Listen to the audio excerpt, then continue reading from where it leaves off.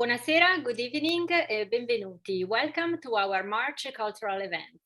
I'm Francesca Casazza, Executive Director and CEO of the Italian Cultural Society, and I'm thrilled to talk about Amadeo Peter Giannini.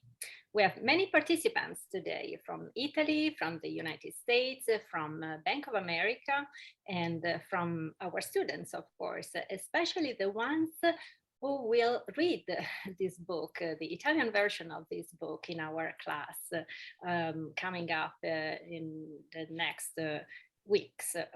March 29, our spring term will start, and among over 70 courses that we'll offer, one will be dedicated to the reading of Giorgio Chiarva's book.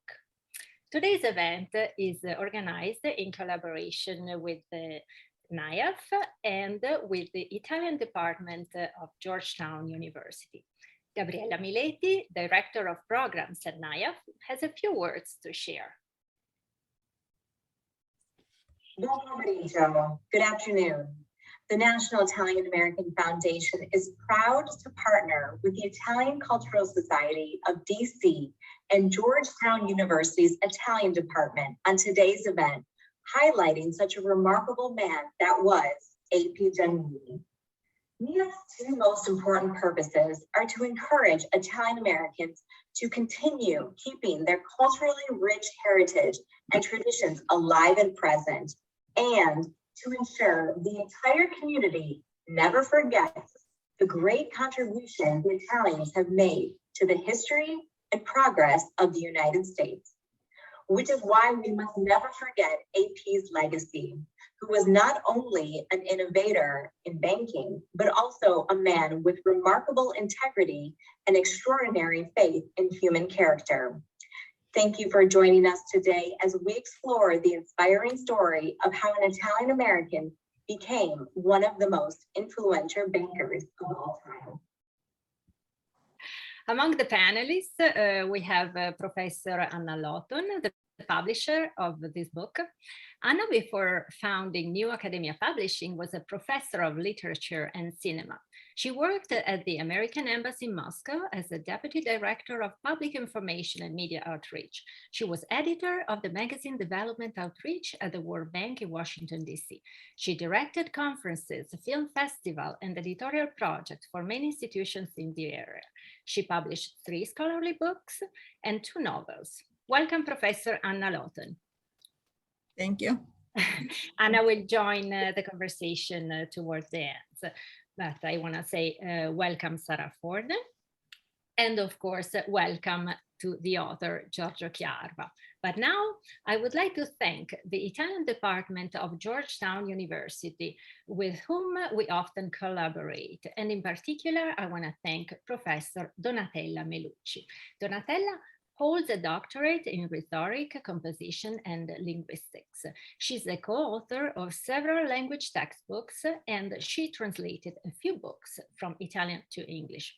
Donatella, many more things and accomplishments could be shared about you, but I will turn it over to you to let you introduce us to this wonderful book. Thank you. Okay. Thank you, Francesca. I'm very happy to be here. It's a pleasure for me. This is a beautiful event. Let's get started. Let's keep the introduction short. So we give more time to the author to talk about his book. So we are going to talk about Il Banchiere Galantuomo, which was published in 2019, the Italian version, of course, published by Francesco Brioschi Editore. This is a wonderful book. It's about Amadeo Peter Giannini, as many of you already know, but it's a biographical novel. But it's not only the biography of this man. Through this book, we learn about immigration in the early 1900s. We learn about innovation. We learn about women in the workplace. So it's a book that actually opens up gives us a lot of information and it's very nice to read. It's very well written in Italian, and it's a beautiful reading to do. So what I would like now to do is, since we've completed and we are launching the English version of the book, now I will give the floor to Sarah Forden. Sarah Forden is an author, journalist, and business reporter, so she will interview our author.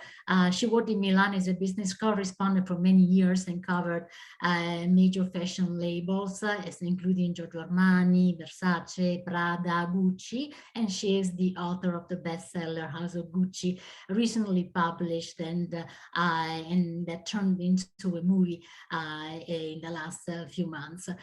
Forden is now based in Washington, D.C., working for Bloomberg News. So, Sarah, I'll let you interview Giorgio Chiarba. Thank you so much, Donatella. Thank you, everyone, ICS members, friends, and our panelists.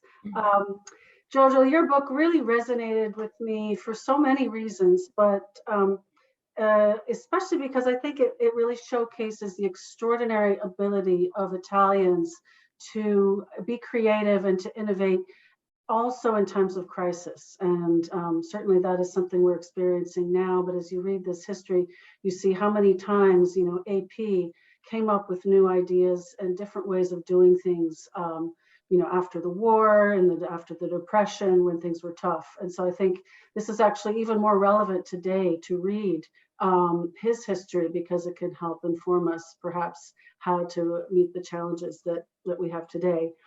I think it's also a very powerful Italian-American story. And, as the author of The House of Gucci, these stories are very dear to my heart. And it's the story of how, when we can put our two cultures and the strengths of our two cultures together, we can do things that are really above and beyond.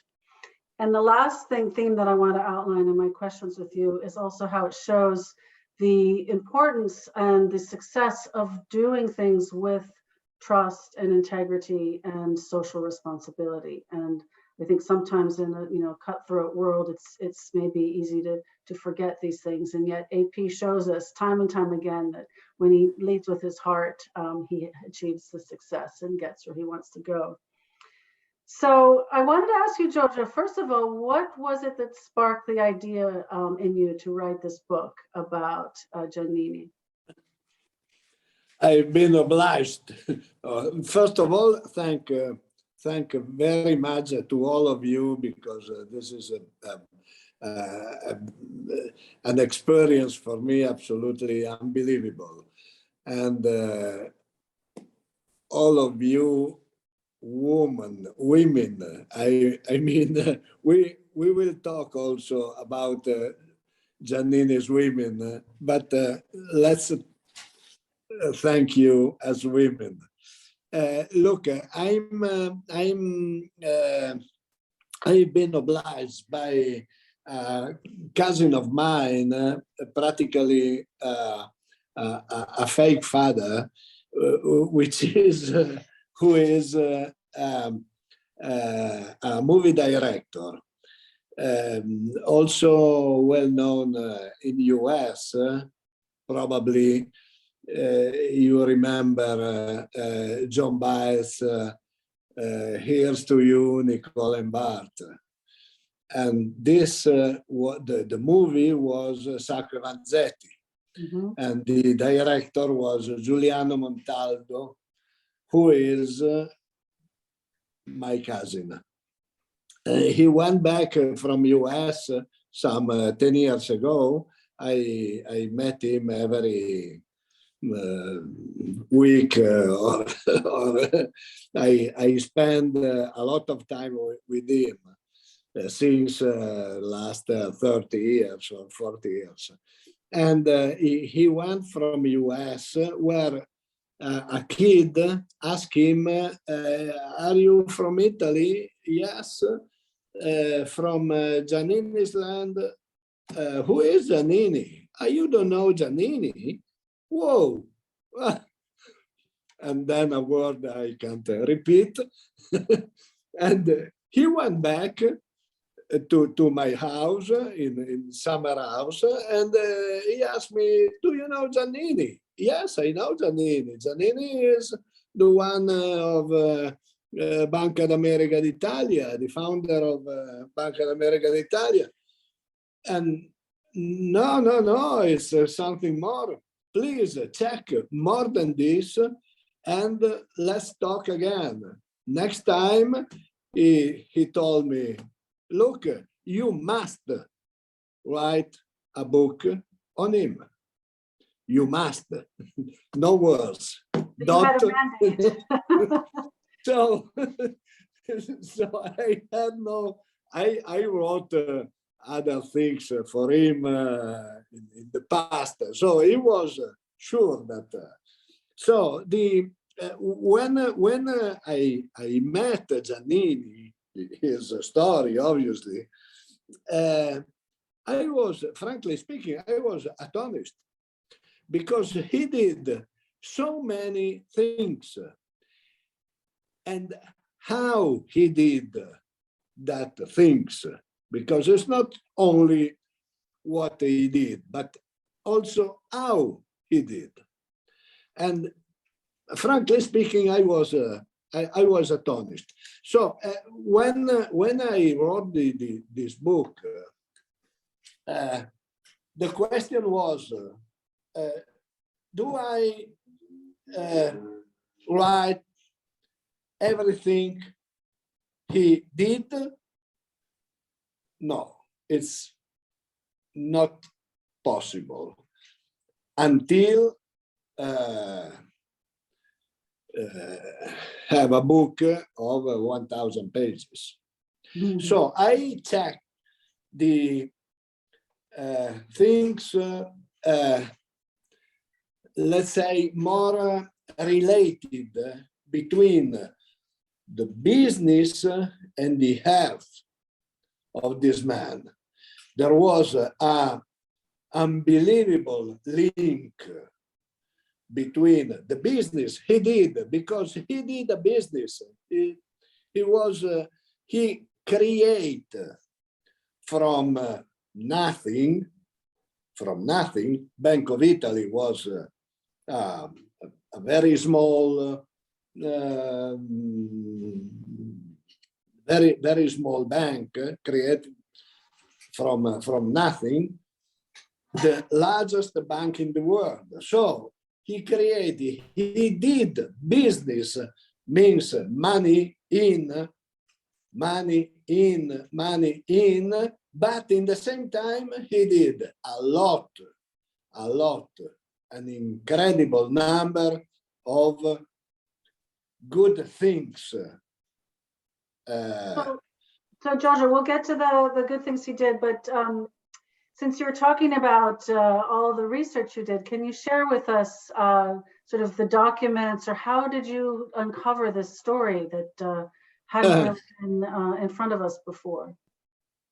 Look, the first, the book took something more than 3 years to be written. The first 2 years only for the first half. I mean, from Favale di Malvaro, I mean, his parents leaving Italy to California, and Bank of Italy. About 34 years, 35 years. There is no documents, no,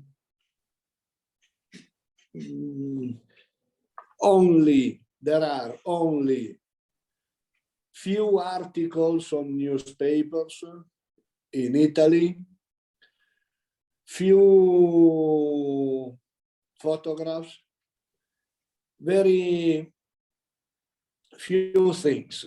And in US as well, I mean, the first part of his life when his father was alive,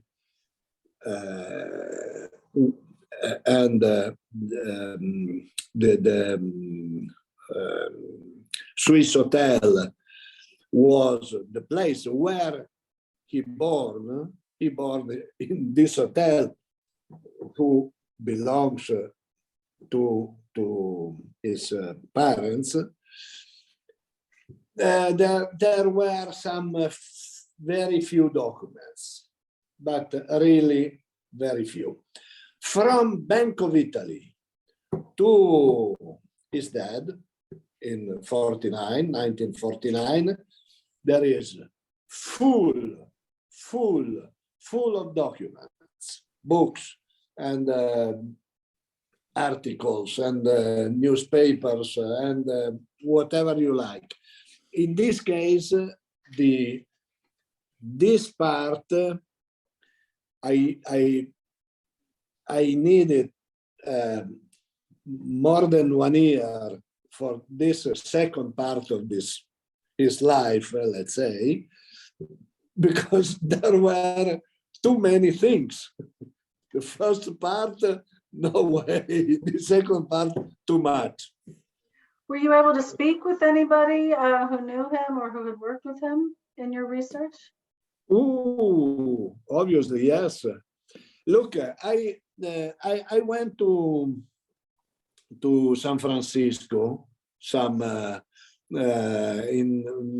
2018, and I met several people. I met a man, more or less 75, 80 years old. He told me that he remembered Giannini because he was a kid, and his grandfather was working with Giannini.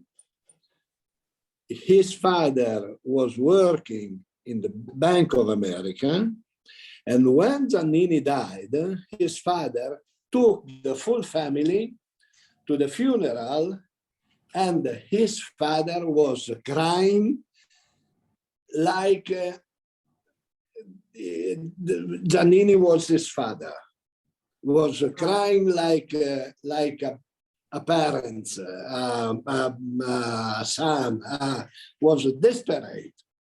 So this in San Francisco. So this means something.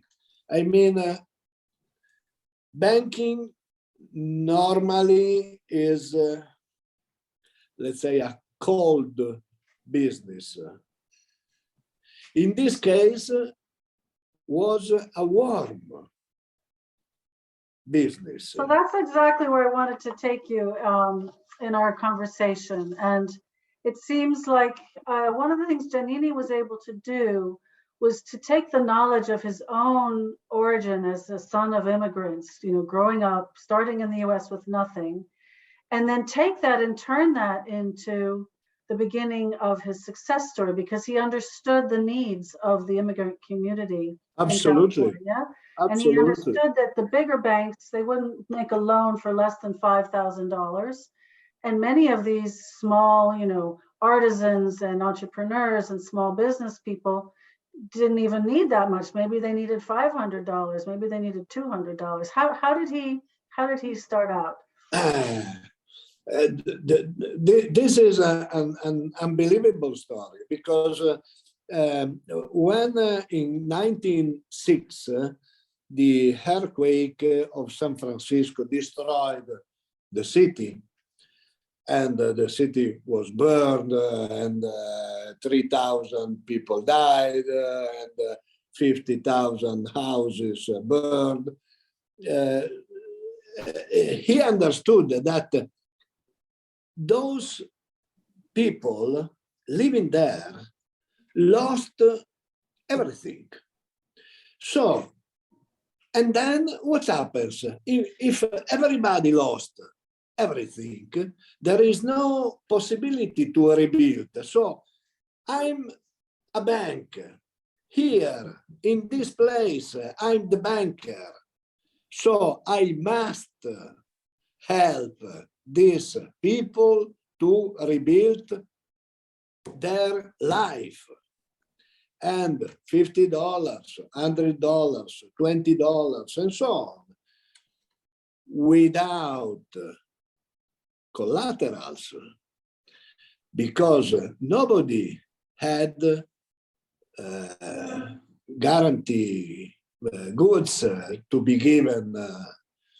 So I just give you, and you may make a signature here if you are able to sign. Otherwise, a cross is enough. So this is a really exemplary, and it shows also how important trust was for him, and his knowledge of his community. So that allowed him to know who he could trust, because he knew who he could trust to say, okay, I'm signing and I'm going to pay you back, because obviously he wasn't in the charity business, at least not in the beginning. I mean, he needed to be paid back. Look, 10 years later, the banks which ask collaterals had reimbursed the 75%.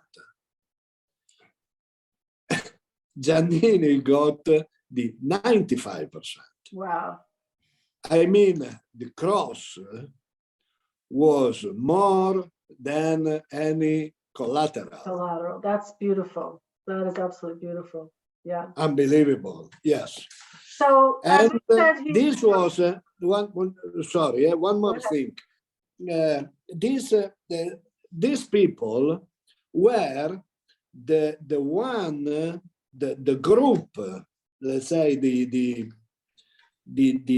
number of voters when he had the fighting against JP Morgan, and the assembly. At the assembly, the people had to be was called to vote for Giannini or for JP Morgan, and they vote all of them to Giannini, and Giannini became the first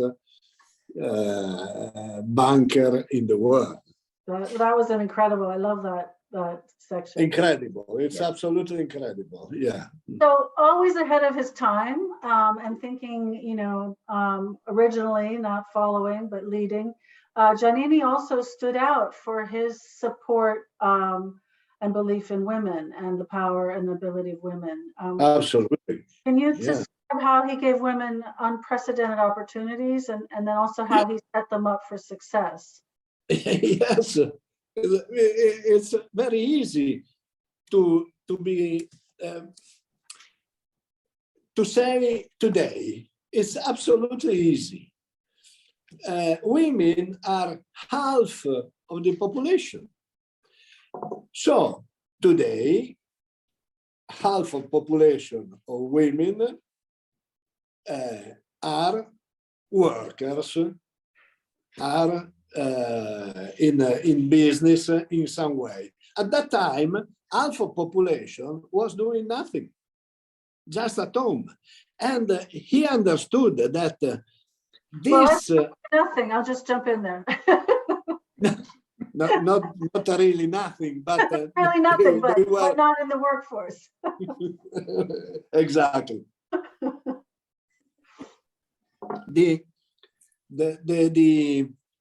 What we understood, what he understood, is that all of there was something wrong in this thought. So he met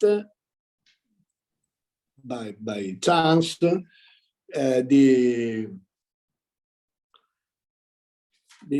women.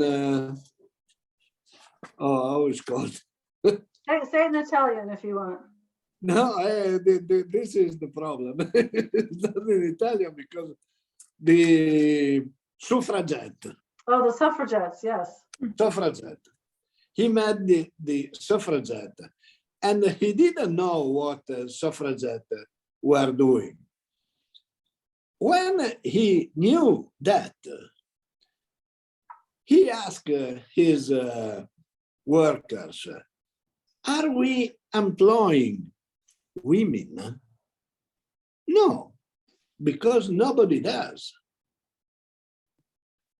Look, from tomorrow, we start employing women. And he started employing women. He opened a branch of the bank only for women, with women working in, and in 1 year, 1.5 years, something like this branch became the most productive branch in San Francisco. 1 year later, the state of California gave the right of vote to women. So what he did? Probably nothing, but just this way to consider women equal to men was enough to convince the I don't know who is the California politicians to give the right of vote to women. And so then, it's very. And you also wrote that he started a school to train them, so they came in, to the jobs knowing what they needed to do and how to do it. Absolutely, but this is later. Mm-hmm. This is we are in between the two world wars. So obviously, because there were few men, working men, and the women became extremely important for the business. So, and then after that, the business was in the hands of women. The power of. One of the things that struck me, and this is a good example, was just how open he was and how curious he was to what was going on around him. And you all seen the cover of the book, which is this beautiful painting of the Golden Gate Bridge, which I didn't know that he had helped to finance. And he was the catalyst. Yes. This project had been going, the architect had been taking this project forward for 10 years until Giannini and he finally connected, and he wrote him, offered to underwrite the bond for $35 million. And so my question to you is, what were some of the most important innovations that Giannini introduced in banking and the way he approached the banking business? Look, he did really a lot of things to change the banking system. I mean, first of all, Bank of Italy was had a large number of shareholders, which was completely different from that time banks with 10, 15 shareholders, no more than that. And those shareholders were also the General Assembly and the board of directors. So there was a kind of sovra, come dire, doppia, doppio controllo uguale, però double console, but made by the same person. Yeah. So, and this is probably the first things he did. Then no collateral for loans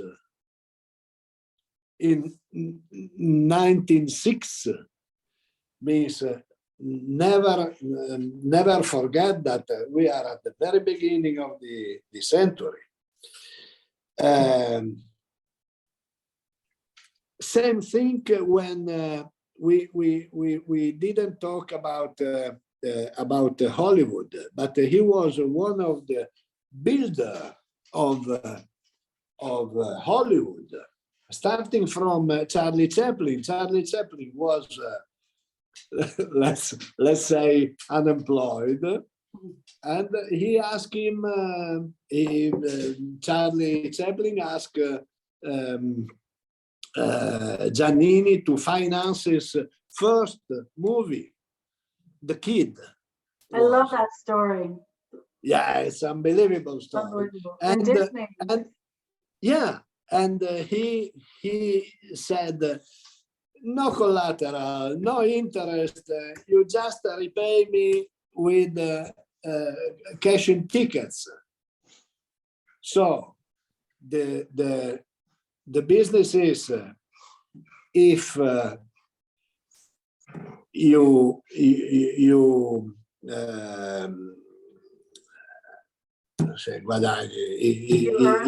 earn, we earn. If you lose, we lose. So there's this idea of shared risk. Yeah. And the same is for the Golden Gate Bridge. More or less the same thing. So money, all the money needed to build the bridge, and then repayment through the tolls, the tickets. So it's almost like a co-investor in a way. Yes, it's like they're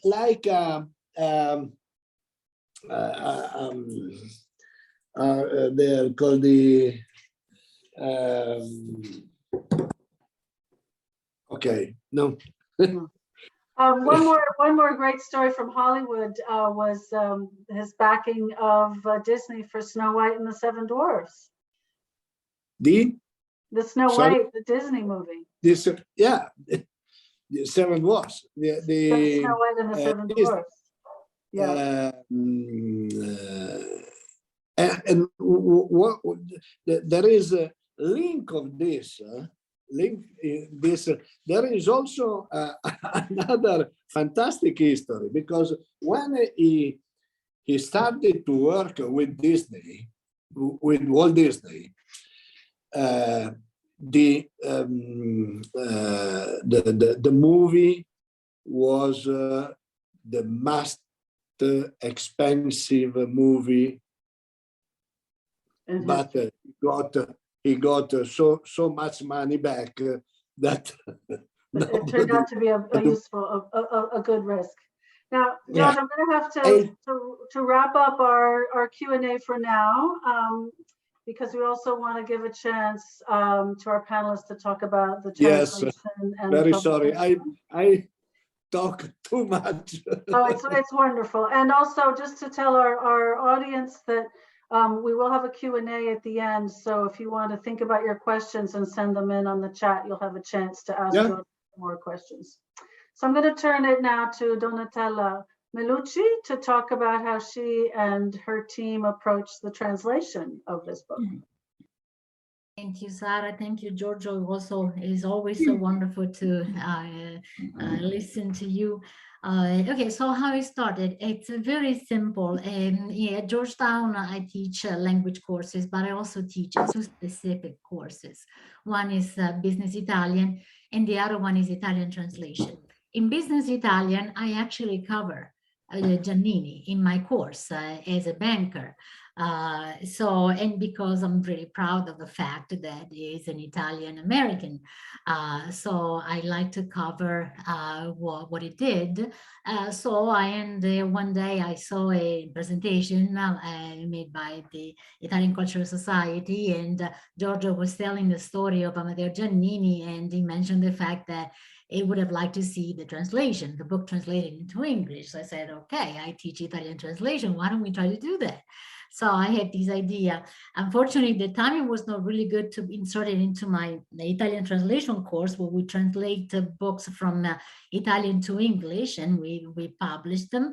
So I asked two of my students at the time, so two of my former students, by the time they were already graduated, two of my students who took the translation course.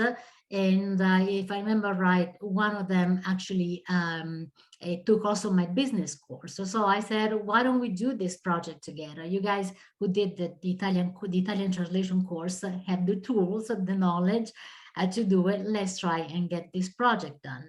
And so that's how I offered Giorgio this service, and we started the translation. So Daniel Guida, who are connected with us, and probably we can see them now, Daniel Guida and Martina Benedetti Marshall accepted my proposal. They were very kind, and they here they are. I see Danielle. I don't see Martina yet. And so they accepted to, here she is, and they accepted to start this journey. So they are the actual translators of the book. I gave them just some kind of advice, and I guided them through, and then I read the translation and did a few edits, but in my opinion, they did a wonderful job. So I'm very proud of them. And if you two, Danielle and Martina, want to talk briefly, we don't have much time, about this experience, just a few words from you. You can unmute yourself and tell us about your experience in doing this work. Thank you. I suppose I can go first. So my name is Martina. I'm Italian and American, very much like Giannini himself. So this was also a personally interesting project to take. As Professoressa Melucci explained, I took her translation class at Georgetown University when I was studying there, which is how I became involved in this project. I think, as is the case with any translation, an interesting story makes for a much more pleasant translation experience. And I really enjoyed discovering the life of the Giannini family and their legacy. I personally didn't know much about the history of Bank of America prior to working on this translation. So it was quite rewarding to be translating and learning simultaneously. Also, as a story that stretches across generations and moves between Italy and the US, I think the book lends itself particularly well to English translation because the story follows a move towards America, and it pulls from both of these cultures and both of these countries in its plot. So translating the English from Italian almost felt like the next step in moving to America in a kind of figurative sense. And the themes that we've been discussing, like ambition, innovation, and immigration, are really central not only to Giannini's life, but I also think they're themes that an American public is drawn to, and especially Italian-American publics are drawn to. Giannini's outlook on the working class and women, as we were mentioning, are really inspiring, especially considering the time that he was pushing for these ideas. So it was really an honor to be able to work on this project and bring his story to life through its translation. Thank you, Martina. Danielle, now Danielle, by coincidence, actually worked for Bank of America. So there was a very nice link to put together. Go ahead, Danielle. Yes, thank you. It was an honor to participate in this project, and it was a crazy coincidence that it happened to be about the founder of Bank of America, because as Professora Samucci said, I was her former student in a translation class, and then I graduated last year, and then we worked on this last summer, and then last fall I started at Bank of America. It's my first job out of college, and I was already proud to start working there, and now I'm even more proud because I know so much about this story. And now that the English version is out, I've started to tell my colleagues, and they're all incredibly interested, and they had no idea that we have this amazing history that differentiates us from other financial institutions and our competitors, which is why I particularly like every episode with JP Morgan. It makes, I think they're very fun, and you know, because I have that personal connection now to the bank, and it's fun to see how our you know, a competitor has been depicted. And yeah, it was an honor. Thank you for including me. Thank you both for your hard work. Thank you. That was a great, great insight into the translation. And I should say, as a journalist working for Bloomberg in Washington, we've also covered very recently Bank of America's role in issuing PPP loans to small businesses that needed help as a result of the COVID pandemic. And so it's still very much playing a role in communities and with entrepreneurs today. So I wanted to turn this over to Anna Lawton, because every manuscript, every book needs a publisher or it will not reach readers. And Anna, we thank you for your commitment to this story, and wonder if you could tell us a little bit about how you viewed the story and why you thought it was important for an English-speaking audience to read it. Well, thank you. I am, so to speak, the last link of the chain, because our press, New Academia Publishing, actually joined the team when most of the work was already done. And how did it happen? First, Francesca approached me with the project. Then Donatella put the translation typescript on my desk, and I started reading it. I did not give it to an editor as usual, because I decided to get involved personally in the process. And the more I read, the more I got engrossed with this you know, extraordinary life and achievements of this extraordinary man. Imagine the son of poor Italian peasant immigrants who was able to change the history and the economy of the United States, and to become the most important banker in the world, all along putting ethics ahead of profit.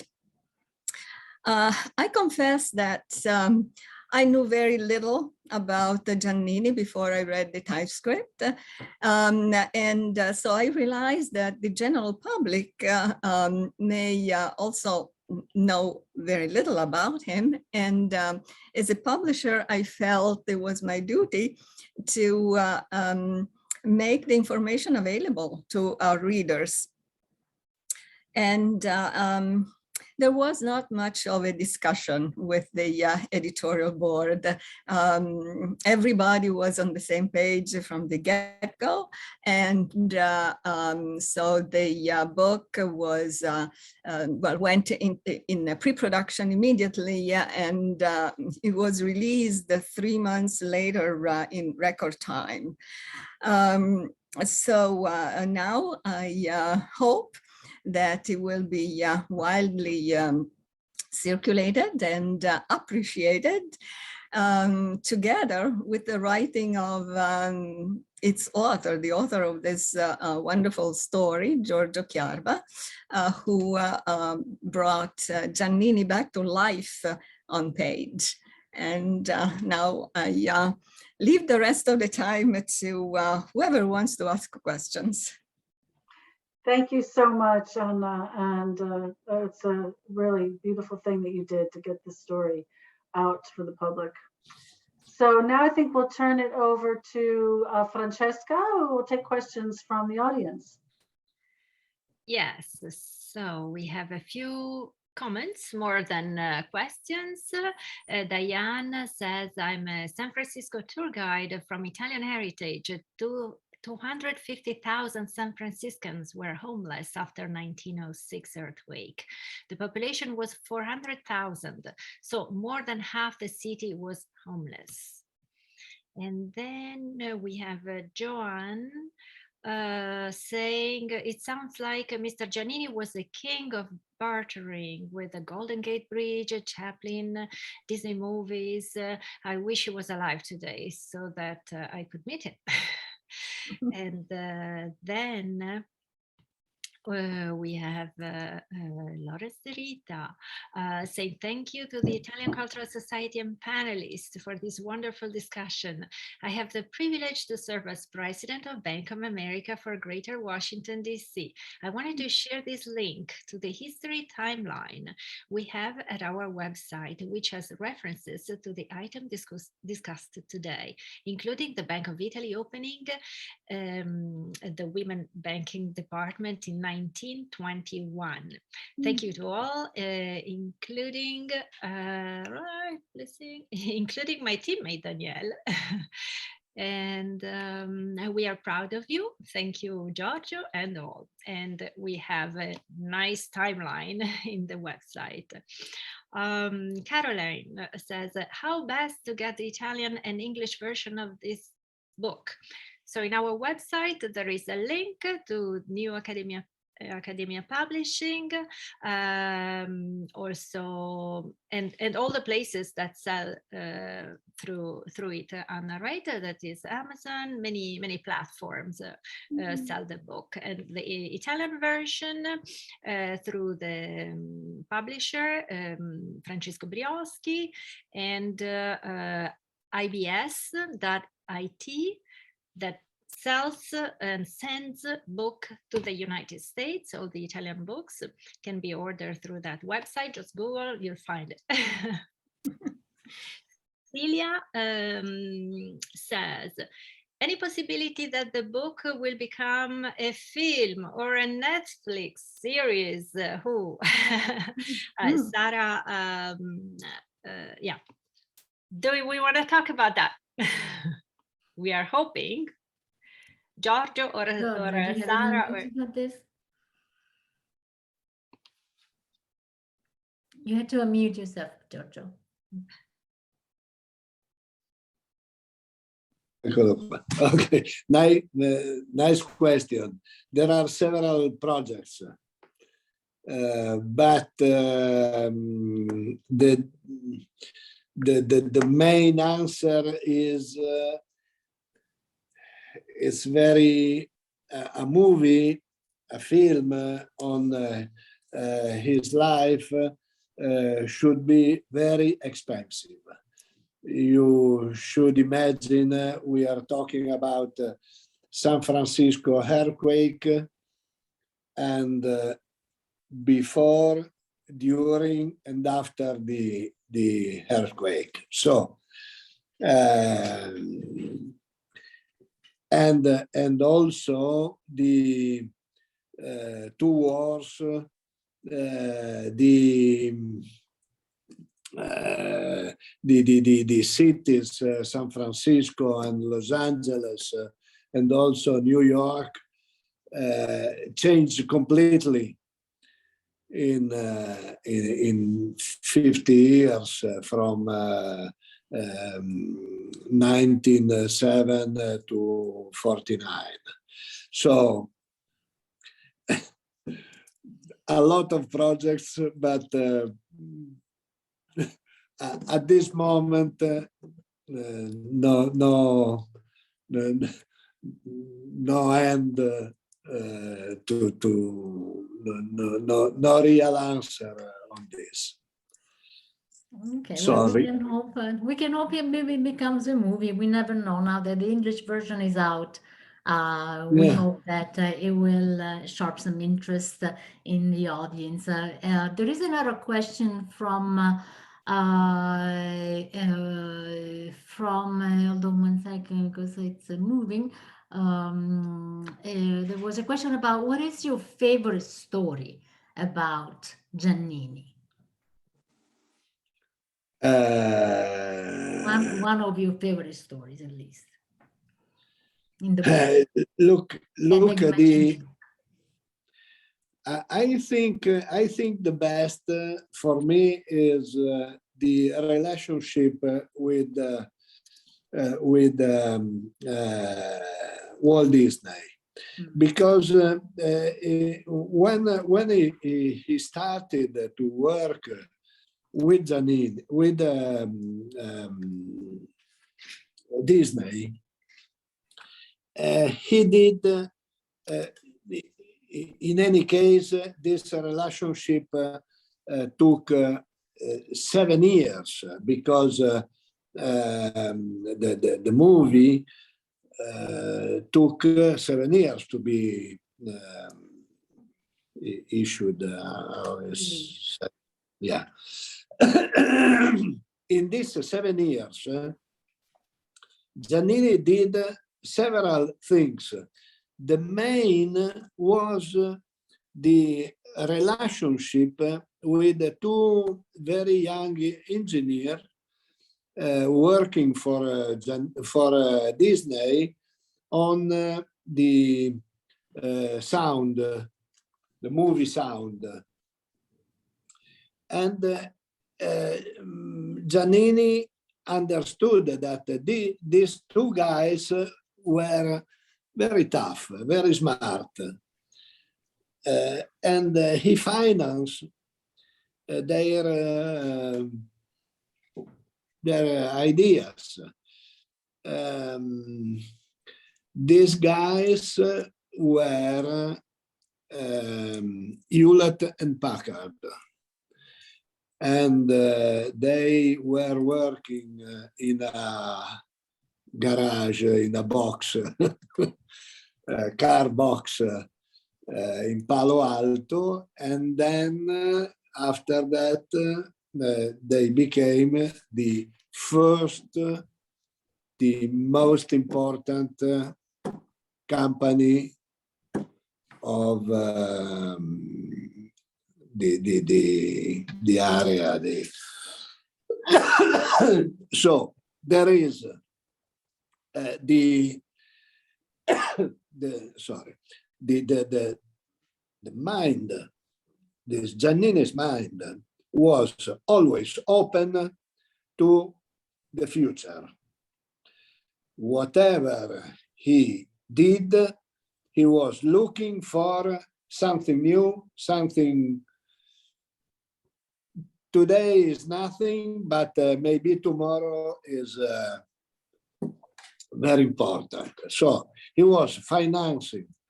He financed these 2 guys. They were 2 young boys, and they became Hewlett and Packard, HP. Okay, there is another comment and question altogether. Thank you for having this fantastic webinar. Giannini was so innovative and a nice guy. Did you come across any info on Rosanelli, his business partner? My grandmother married Rosanelli until his death in 1950. In my family, we heard about how now is that these 2 gentlemen were. I can't wait to read your book. So anything about Rosanelli? Rosanelli.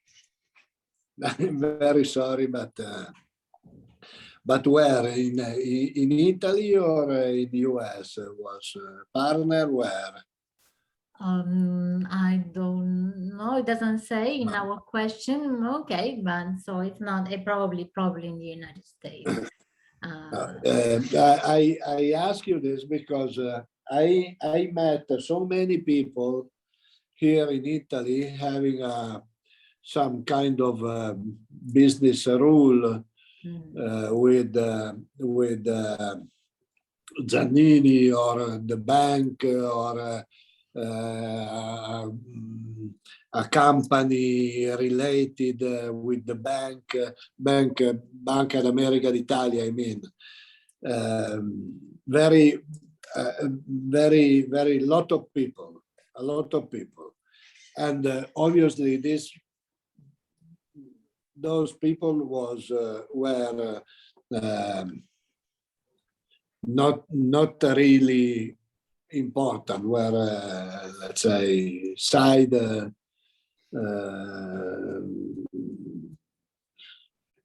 worker, I don't know, maybe important, but I never met them. Okay, all right. Anything else, Francesca? Yes, they are asking if the book will be also in the Audible version. And Anna maybe knows about it. Publisher. At present, Anna. At present, we have to record it. Okay. At present, there are no plans for this, but maybe in the future.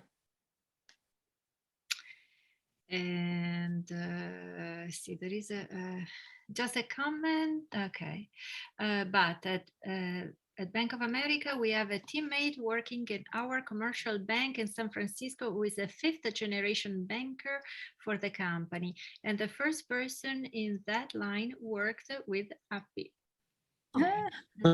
Appy, he was called Appy. Amadeo Peter, AP, or Appy from the Italians. And then Gabriela says, thank you for the presentation and for the breadth of the discussion. It was interesting to learn what led to the translation and how it was done. Sarah, great facilitation. Thank you to Naya, Faisias, everyone on the panel, especially Giorgio Chiarva for a wonderful event. Grazie mille, Giovanna. So a lot of compliments. Yes, then Erminia says you can find it on Amazon, also Kindle, but no audio so far. Yes, and you see something else, Donatella? No, right now, that's all. That's all I can see so far. Okay. But it's basically the end of our webinar, so we can actually thank the audience. Francesca, go ahead. So we close it. Yes, we thank the 2 translators for doing a great job and Donatella for creating their work and offering a lot of time, their professional time, just for this mission, for this project that was in our heart. We're very proud as Italian Americans and Genoese to and grateful to this man, son of a farmer who actually became between 1932 and until his death, 1949, the most powerful banker in the world at that time. So it's our honor to have dedicated this time to Giannini. And we also have an Italian version of the presentation of the book, actually of Giorgio in conversation with Giuliano Montaldo, the director. In our YouTube channel, we have the Italian conversation. So read the book. I'm sure everybody will enjoy this story. Thank you, Sarah, for the amazing job you did. And thank you, Anna, for publishing this book, first of all, and for being here today. Thank you, Giorgio. I hope to see you this summer. And thanks everybody for attending this event. Our next event will be in person, will be actually a kids event at the residence of the Ambassador of Italy in Villa Firenze. Will be the first Easter egg hunt in Villa Firenze. So we'll switch to kids next event. And then in May, we'll talk about sustainability, energy. And on June 10th, we'll have our annual gala at the Italian Embassy. So thank you, everyone, and enjoy the rest of the Sunday. Thank you to all of you. Everyone. You are absolutely fantastic. Thank you very much. Thank you all.